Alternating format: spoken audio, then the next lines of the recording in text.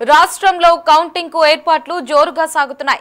Counting ఏజెంట్లకు అధికారులు శిక్షణ ఇస్తున్నారు.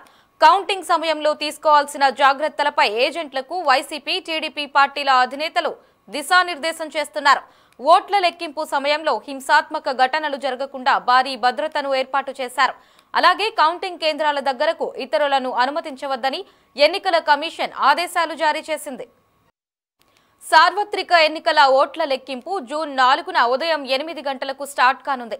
తొలుత సైనిక దళాల్లో పనిచేసే సర్వీసు ఓటర్లకు సంబంధించి ఎలక్ట్రానికల్ ట్రాన్స్మిటెడ్ పోస్టల్ బ్యాలెట్ సిస్టంలో వచ్చిన ఓట్లను లెక్కించి ఆ తర్వాత పోస్టల్ బ్యాలెట్ పత్రాల్లోని ఓట్లను లెక్కించనున్నారు. ఈ లెక్కింపునకు అర్ధగంట కంటే ఎక్కువ టైం పడితే ఓవైపు వాటిని లెక్కిస్తూనే 8 గంటల 30 నిమిషాలకు ఈవీఎంలలో నమోదైన ఓట్లను లెక్కించడం స్టార్ట్ చేస్తారు.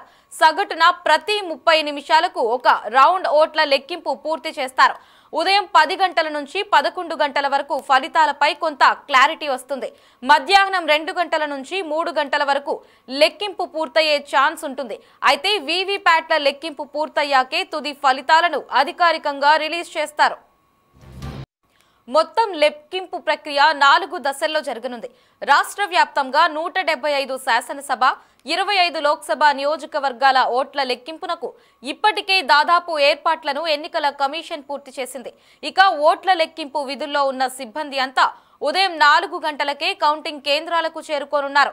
వారు ఏ టేబుల్ దగ్గర ఉండాలో ఉదయం 5 గంటలకు అధికారులు తెలపనున్నారు. ఆ తర్వాత ఆ నియోజకవర్గం రిటర్నింగ్ అధికారి, కౌంటింగ్ సిబ్బంది అందరితో కౌంటింగ్ గోప్యతపై ప్రమాణం చేయించుకోనున్నారు.